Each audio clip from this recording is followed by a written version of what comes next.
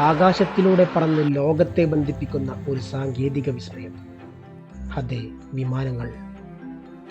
1903 right brothers ആദ്യമായി വിമാനത്തിൽ പറന്നത് മുതൽ മനുഷ്യന്റെ സ്വപ്നങ്ങൾ ആകാശത്തെത്തി. പക്ഷേ ലോകത്തിലെ ആദ്യ വിമാനം എങ്ങനെ ഉണ്ടായി?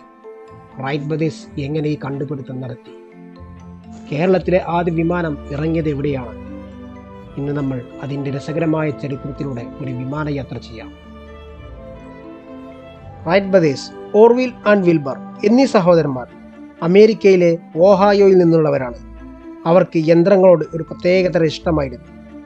അവർ സൈക്കിൾ കട നടത്തുമ്പോൾ തന്നെ ആകാശത്തിലൂടെ പറക്കാനുള്ള സ്വപ്നം കണ്ടിരുന്നു. അവർ ആദ്യം ഗ്ലൈഡർമാർ നിർമ്മിച്ചു. പക്ഷേ അത് മതിയായിരുന്നില്ല. പിന്നീട് അവർ ഒരു ചെറിയ എഞ്ചിൻ ഉപയോഗിച്ച് ഒരു വിമാനം നിർമ്മിച്ചു. 1903 ഡിസംബർ 17 അവരുടെ ആദ്യത്തെ ഫ്ലൈറ്റ് പറന്നു. ഈ ഫ്ലൈറ്റ് 12 സെക്കൻഡ് മാത്രമായിരുന്നു അന്ന് പറന്നത്. പക്ഷേ ആ ഒരു പറക്കൽ മനുഷ്യ ചരിത്രത്തെ മൊത്തത്തിൽ മാറ്റിമറിച്ചു. ഫ്ലയർ 1 എന്നറിയപ്പെട്ട ഈ വിമാനം 120 അടി ദൂരം മാത്രമായിരുന്നു പറന്നത്. പക്ഷേ അതൊരു വിപ്ലവത്തിന്റെ തുടക്കമായിരുന്നു. റൈറ്റ് ബ്രദേഴ്സിന്റെ ഈ കണ്ടുപിടുത്തം അതോടെ വിമാനയുഗത്തിന്റെ തുടക്കമായി. ഇന്ത്യയിൽ വിമാനങ്ങൾ എത്തിയത് 1911 കേരളത്തിൽ ആദ്യമായി വിമാനമിറങ്ങിയത് 1935 തിരുവനന്തപുരത്താണ്. ആദ്യ വിമാനമിറങ്ങിയ സ്ഥലം ഇന്നത്തെ തിരുവനന്തപുരം ഇന്റർനാഷണൽ എയർപോർട്ടിന് സമീപം. ആദ്യ വിമാനമിറങ്ങിയപ്പോൾ ജനങ്ങൾ അതിനെ ഒരു അത്ഭുതമായി കണക്കാക്കി. പലരും ആദ്യമായി വിമാനം കണ്ടപ്പോൾ അതൊരു വലിയ പക്ഷിയാണെന്ന് പോലും കരുതി. ടാറ്റ എയർലൈൻസ് ആയിരുന്നു ആദ്യ വിമാന സർവീസ് നടത്തിയത്. ഇത് പിന്നീട് എയർ ഇന്ത്യയായി മാറി.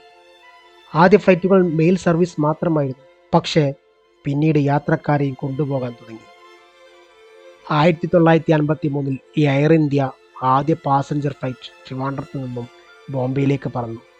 അതോടെ കേരള ജനതയുടെ വൈമാനിക സ്വപ്നം യാഥാർത്ഥ്യമായി. ഇന്ന് കേരളത്തിൽ 4 ഇന്റർനാഷണൽ എയർപോർട്ടുകളാണുള്ളത്: ട്രിവാൻഡ്രം, കൊച്ചി, കാലിക്കറ്റ് ആൻഡ് കണ്ണൂർ. ഇവയിൽ കൊച്ചി എയർപോർട്ട് ഇന്ത്യയിലെ ഏറ്റവും വലിയ പ്രൈവറ്റ് എയർപോർട്ടാണ്. ഇവിടെ നിന്ന് ലോകമെമ്പാടുമുള്ള രാജ്യങ്ങളിലോട്ട് ഫ്ലൈറ്റുകളുണ്ട്. വിമാനയാത്രയുടെ ഭാവി വളരെ രസകരമാണ്.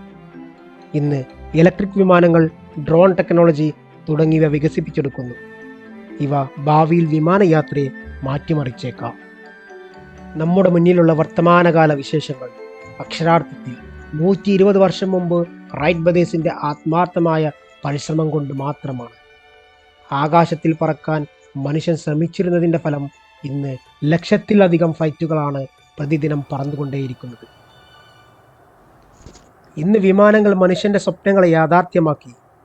റൈറ്റ് ബ്രദേഴ്സിന്റെ ആദ്യ വിമാനം മുതൽ കേരളത്തിലെ ആദ്യ വിമാനം വരെ ഇന്ന് നമ്മൾ ലോകത്തെ എല്ലാ ഭാഗവുമായും ബന്ധിപ്പിക്കപ്പെട്ടിരിക്കുന്നു.